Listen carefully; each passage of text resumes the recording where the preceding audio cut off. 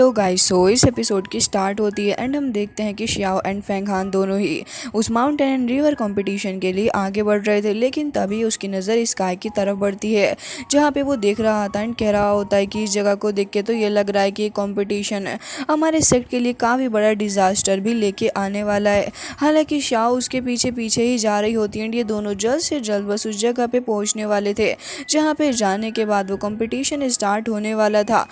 हालांकि जैसे ये लोग उस जगह पे जाते हैं फेंग हान को वहाँ पे काफ़ी पावरफुल फॉर्मेशन देखने को मिलती है एंड यहाँ पे उसकी नज़र पड़ती है बाकी सारे लोगों के ऊपर ही जहाँ पे शेनयान फॉर्मेशन बनी हुई थी। हालांकि लोग इसके बारे में बातें कर रहे होते हैं एंड कह रहे थे कि जो भी पावरफुल होगा वही इसको डिज़र्व करेगा। जिसके साथ यहाँ पे लोग इस सील के बारे में भी बात कर रहे थे एंड कह रहे थे कि एल्डर जल्द ही आने वाले हैं जो कि इस कॉम्पिटिशन को स्टार्ट करेंगे एंड उनके अनाउंस होते ही कॉम्पिटिशन स्टार्ट हो जाएगा।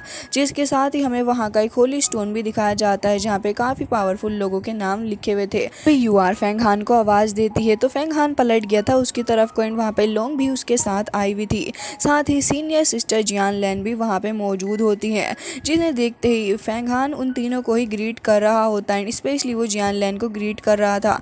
तो यूआर को देखते हैं जो कि फिलहाल चिढ़ा रही होती है शियाओ को। तो शियाओ भी अपना मुंह दूसरी तरफ को कर लेती है।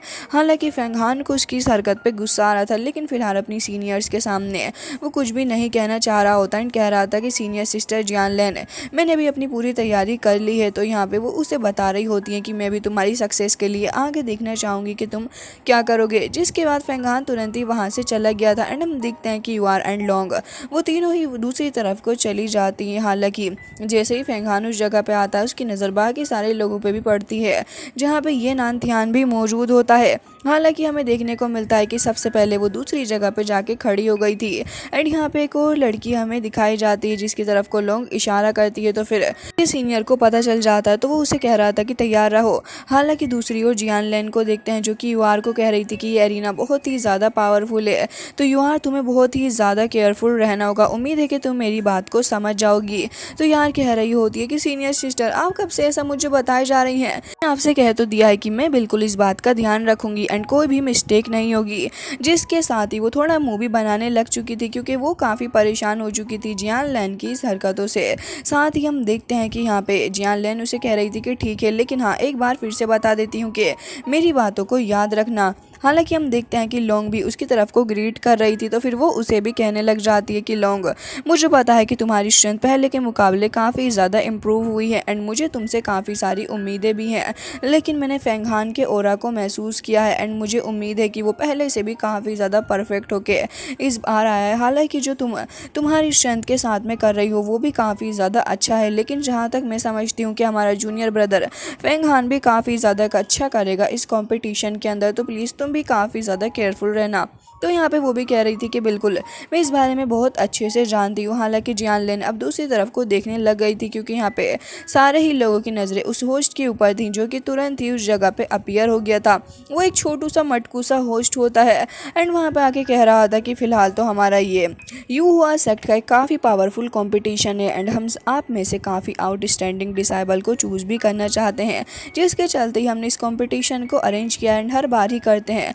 वैसे तो आप सभी को पता है कि रिवॉर्ड के तौर पे आपको क्या मिलने वाला है लेकिन मैं आप सभी को बताना चाहूँगा कि कंपटीशन काफ़ी कट थ्रोट होगा तो प्लीज़ अपना ध्यान रखिएगा और अच्छे से इसके अंदर परफॉर्म करिएगा। साथ ही मैं रिवॉर्ड का आपको बता देता हूँ कि जो भी इसमें काफ़ी अच्छा परफॉर्म करने वाला है या फिर ऐसा कहूँ कि जो भी विनर होगा उसे यिंग यांग लॉन्गेविटी पिल मिलने वाली है। अब इस पिल का नाम सुनने के बाद सब लोग बहुत ही ज़्यादा हैरान हो चुके थे क्योंकि पहले र्यूमर्स थे इस बारे में लेकिन अब ये कन्फर्म हो चुका है कि ये लॉन्गेविटी पिल इन्हें मिलने वाली है।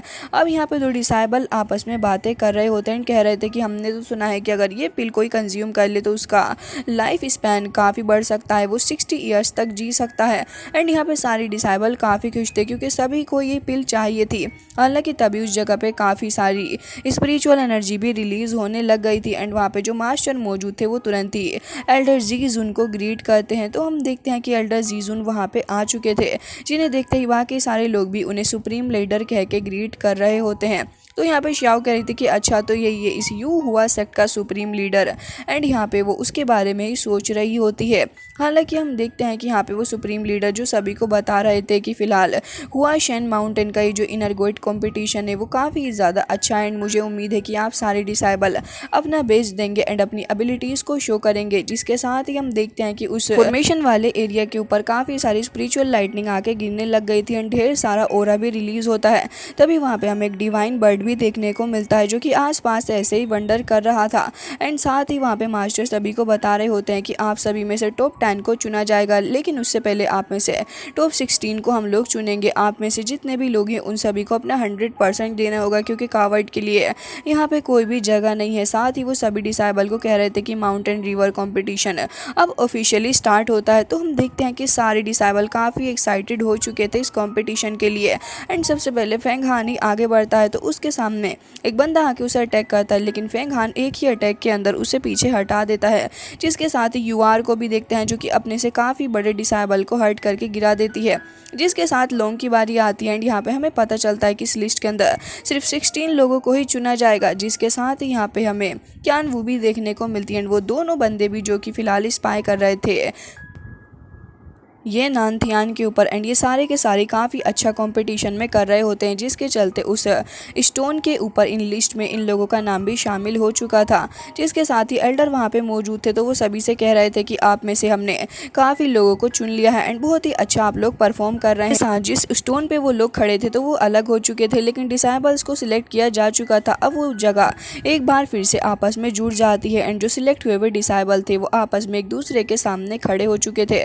हालांकि हम देखते हैं कि वो आगे बढ़ रही होती है तो ये नानथियान अभी फिलहाल उसे रुकने के लिए कहता है। तो यहाँ पे एल्डर जीजू के पास में मौजूद है रहते कि आप आउटस्टैंडिंग 16 डिसाइबल हैं, एंड मुझे काफ़ी ज़्यादा खुशी हुई है आप सभी को इस तरीके से देख के।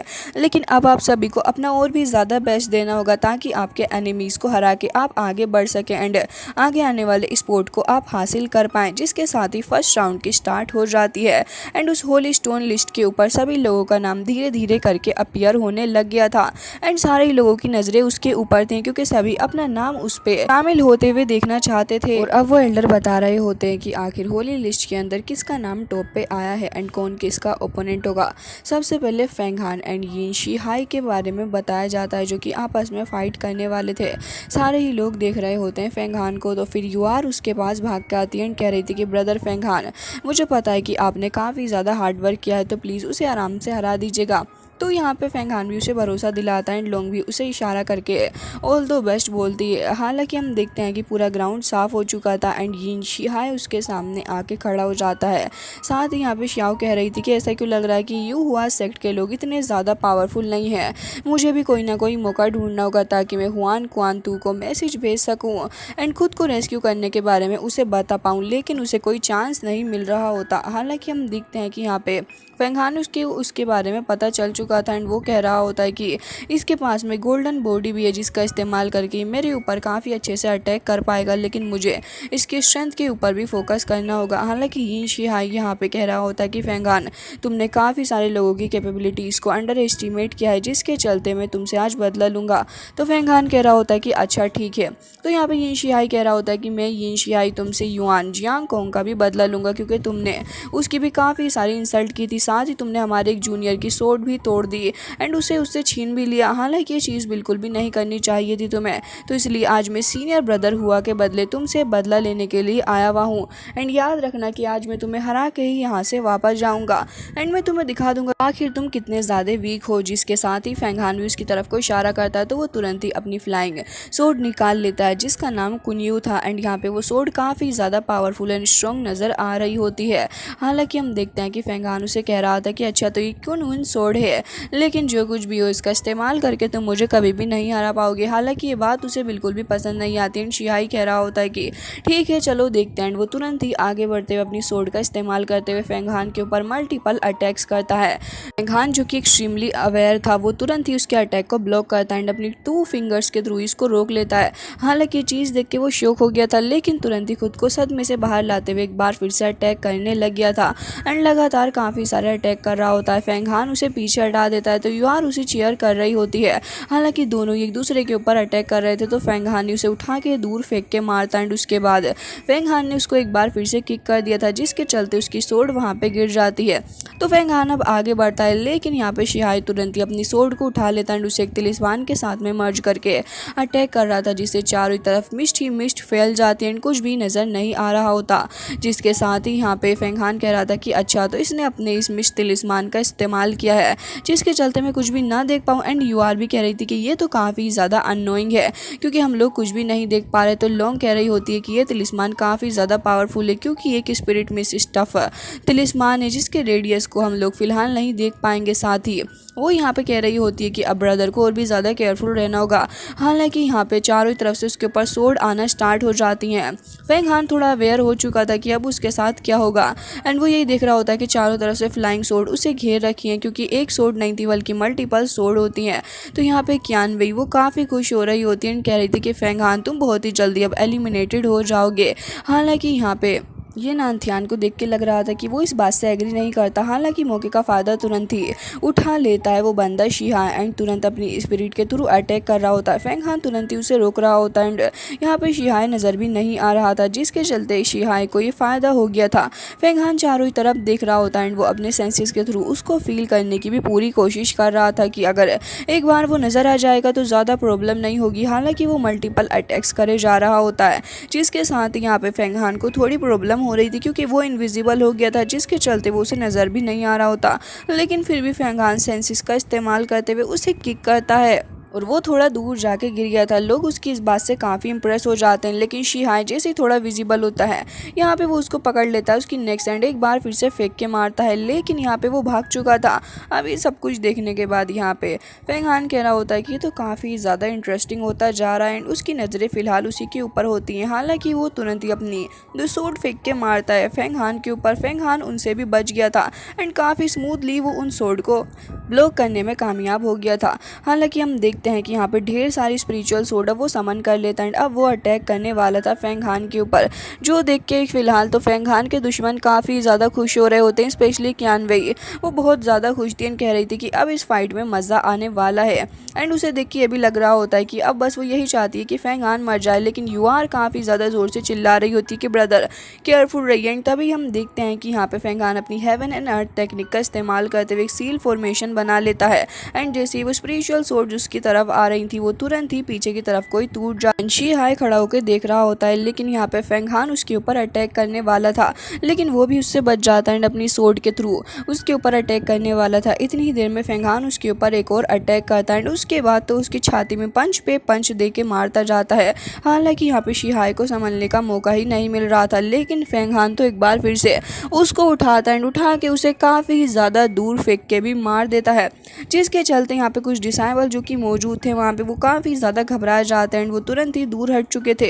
लेकिन यहाँ पे शिहाय को देखते हैं जो कि ज़मीन में जाके गिर गया था। हालांकि हम देखते हैं कि लास्ट में उसकी एक सोर्ड भी बचती है जो कि आ रही होती है फेंग हान की तरफ को ही, लेकिन फेंग हान उसे भी तुरंत ही वहाँ पे गिरा देता है एंड उसे अपने पैर के थ्रू पकड़ा हुआ था एंड उसके बाद वो उसे अपने हाथ में ले लेता है एंड ये इस बात की अनाउंसमेंट थी कि वो ऑफिशियली जीत चुका है। जिसके बाद वो सोर्ड फेंक के मारता है उसके मुंह के बस थोड़ा सा ही दूर। हालांकि ये सीन कट हो जाता है एंड उसके बाद हमें आइस माउंटेन का सीन दिखाया जाता है, जहाँ पे हमें ब्रदर तियानदू दिखाया जाता है जो कि वहाँ पे मौजूद था एंड वो इंतज़ार कर रहा था किसी मैसेज का।